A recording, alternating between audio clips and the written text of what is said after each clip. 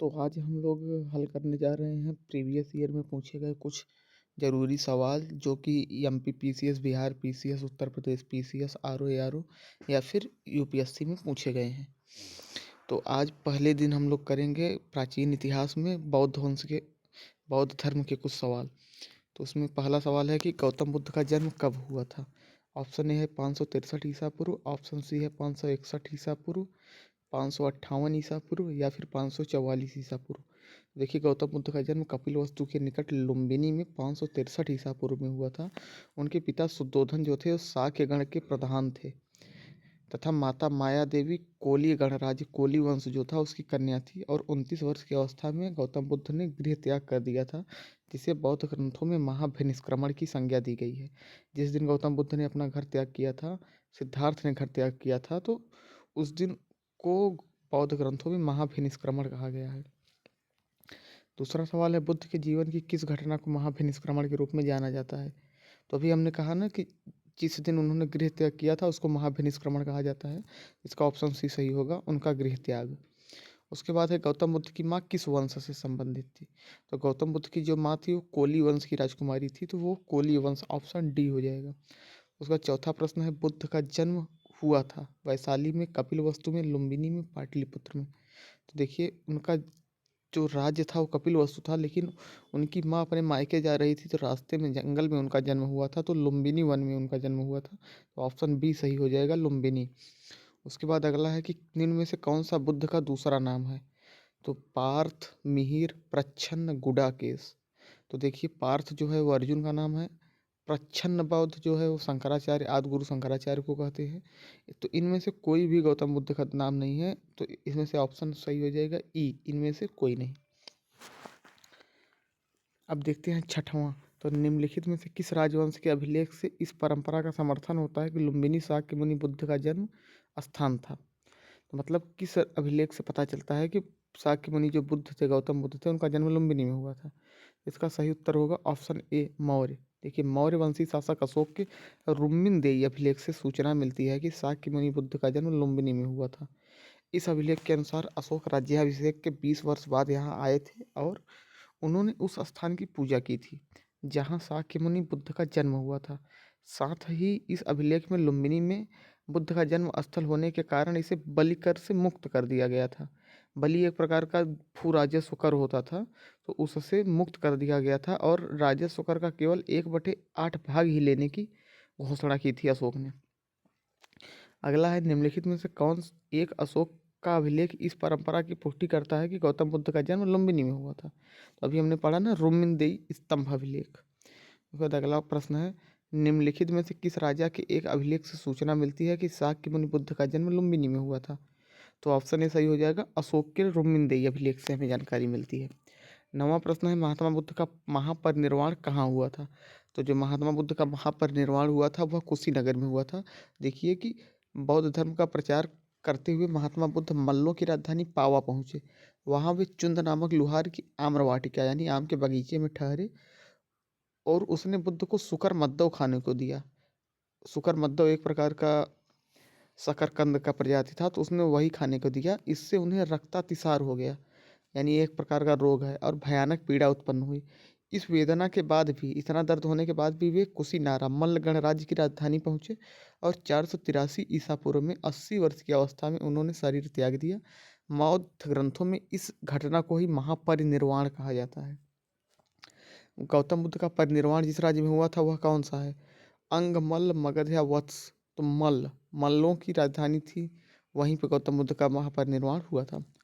महात्मा बुद्ध का परिनिर्वाण किस गणतंत्र में हुआ था। तो इसका भी ऑप्शन ए हो जाएगा, मल्ल। गौतम बुद्ध ने किस स्थान पर निर्वाण प्राप्त किया था। तो अभी हमने पढ़ा ऑप्शन ए, कुशीनारा। इसी को कुशीनगर भी कहते हैं। आज वर्तमान में कुशीनारा को ही कुशीनगर कहा गया है। प्रश्न नंबर 13 है, महापरिनिर्वाण मंदिर कहाँ पर है। तो जहाँ गौतम बुद्ध का महापरिनिर्वाण हुआ था वहीं महापरिनिर्वाण मंदिर है, यानी कि ऑप्शन ए, कुशीनगर में। उसका 14वां प्रश्न है कि निम्नलिखित राज्यों में किनका संबंध बुद्ध के जीवन से था। अवंती, कौशल, गांधार और मगध। तो देखिए, विकल्प में दिए गए महाजनपदों में से कौशल एवं मगध महाजनपदों का संबंध बुद्ध के जीवन से था। कौशल का राजा प्रसेनजीत और मगध का राजा अजातशत्रु गौतम बुद्ध के बौद्ध धर्म को मानते थे। गौतम बुद्ध ने अपनी शिक्षा के प्रचार प्रसार हेतु मगध एवं कौशल दोनों राज्यों का भ्रमण भी किया था। अगला प्रश्न है 15वां। गौतम बुद्ध द्वारा अपने धर्म में दीक्षित किया जाने वाला अंतिम व्यक्ति कौन था? तो अपने जीवन के अंतिम वर्ष में गौतम बुद्ध अपने शिष्य चुंद के यहाँ पावा पहुँचे थे, जहाँ उनको शुकर मद्दव खाने से अतिसार रोग हो गया था। तो फिर वे पावा से कुशीनगर गए और यहीं पर उन्होंने सुभद्द नामक एक व्यक्ति को अपना अंतिम उपदेश दिया था, और वही गौतम बुद्ध के धर्म से दीक्षित होने वाला अंतिम व्यक्ति था।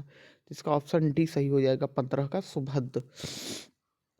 16 नंबर प्रश्न है, बुद्ध द्वारा रूपांतरित निम्न व्यक्तियों में से कौन सा अंतिम था? रूपांतरित मतलब कि धर्म की शिक्षा पाने वाला, तो इसका भी ऑप्शन डी हो जाएगा, सुभद्द।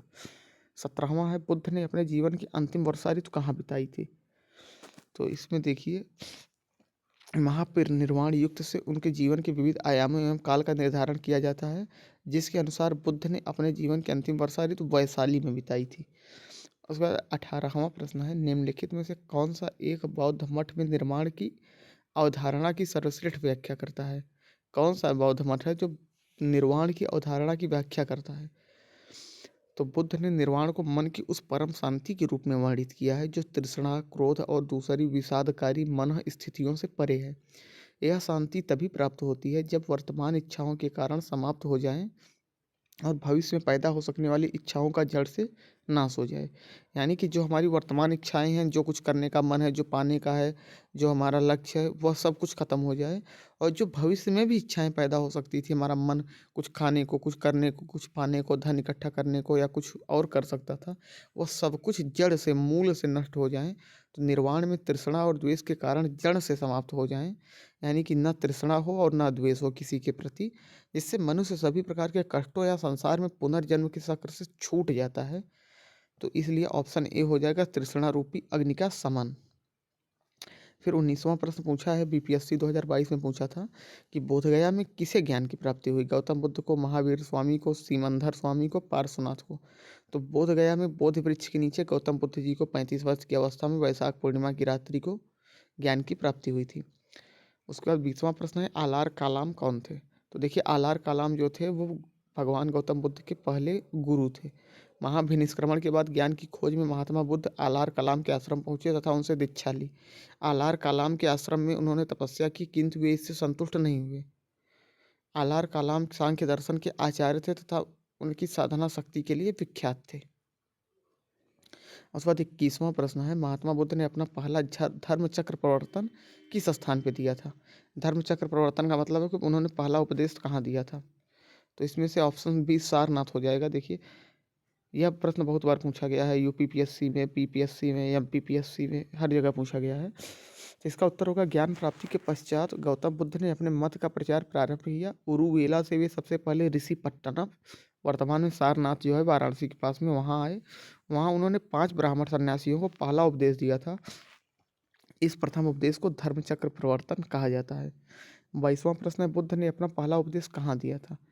तो बुद्ध ने जो अपना पहला उपदेश था वो सारनाथ में दिया था। सारनाथ में अपना प्रवचन किसने दिया था? तो महावीर स्वामी ने नहीं दिया था, शंकराचार्य ने नहीं दिया था, गुरु नानक जी ने नहीं दिया था। तो किसने दिया था? महात्मा बुद्ध ने दिया था। अगला प्रश्न है, गौतम बुद्ध अपना प्रथम उपदेश कहाँ दिए थे? तो सारनाथ में दिए थे। फिर है, ग्रंथों में उल्लिखित धर्म चक्र प्रवर्तन है, यानी धर्म चक्र प्रवर्तन का मतलब क्या है? तो देखिए, धर्म चक्र प्रवर्तन वह घटना है जिस दिन गौतम बुद्ध ने अपने धम्म की शुरुआत की, यानी कि पहला उपदेश दिया। इसका सही उत्तर होगा, सारनाथ में दिया गया उनका प्रथम उपदेश। उसके बाद 26वां प्रश्न पूछ रहा है, धर्म चक्र प्रवर्तन किया गया था, कहाँ किया गया था? तो उन्होंने अपना पहला उपदेश कहाँ दिया था? तो इसका ऑप्शन सी हो जाएगा, सारनाथ। फिर 27वां प्रश्न है, बुद्ध ने सर्वाधिक उपदेश दिए थे। बुद्ध ने सर्वाधिक उपदेश कहाँ दिए थे? तो बुद्ध ने सर्वाधिक उपदेश श्रावस्ती में दिए थे। बुद्ध के सबसे अधिक शिष्य कौशल राज्य में हुए तथा वहाँ की राजधानी श्रावस्ती में ही उन्होंने सर्वाधिक उपदेश दिए। 28वां प्रश्न है, बुद्ध कौशाम्बी किसके राज्यकाल में आए थे? तो महात्मा बुद्ध वत्सराज उदयन, वत्स जो था वो महाजनपद का नाम था जिसकी राजधानी कौशाम्बी थी, प्रयागराज के निकट में स्थित था। तो इसमें उत्तर होगा, महात्मा बुद्ध वत्सराज उदयन के शासनकाल में कौशाम्बी आए थे और उन्होंने वहाँ 9वां वर्षावास किया। शिक्षा प्राप्ति यानी ज्ञान प्राप्ति के बाद उन्होंने जो 9वां वर्षावास था वह यहीं पर बिताया था, कौशाम्बी में। उदयन ने पिंडोला भारद्वाज के प्रभाव से बौद्ध बनने के बाद घोषिता राम बौद्ध विहार भिक्षु संघ को ध्यान दिया था।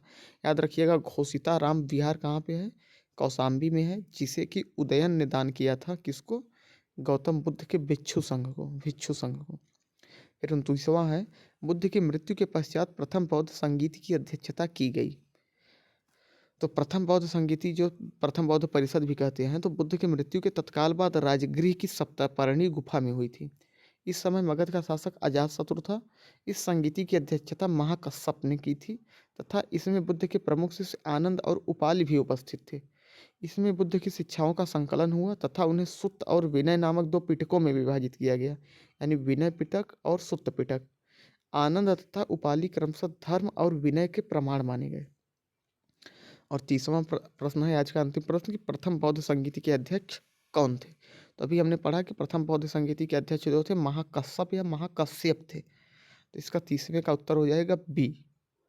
तो यह घटना चक्र पूर्वावलोकन में पिछले साल पूछे गए प्रश्नों के इतिहास की सीरीज चल रही है, जिसमें आज हमने 30 प्रमुख प्रश्नों को हल किया बौद्ध धर्म से संबंधित। आगे और भी सवाल इसी तरीके से हल करते रहेंगे। धन्यवाद।